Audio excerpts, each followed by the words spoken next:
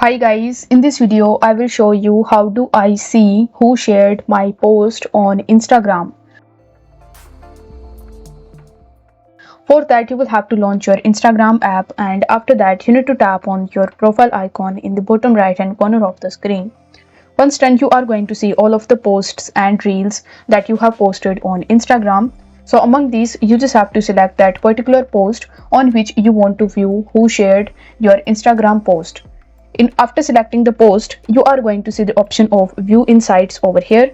So if you tap on view insights, you are going to see the number of likes, number of comments, and number of shares and saves on that particular post. Now over here, if you scroll down, then unfortunately you will not be able to see the people that have shared your post. It is because there is no such option available on Instagram. It is for the protection of users' privacy.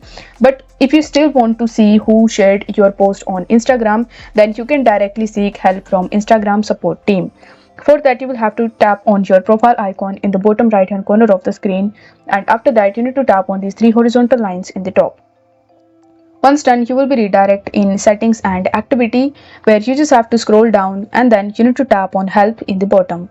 After that, you need to tap on report a problem, and then you need to tap on a report problem without shaking.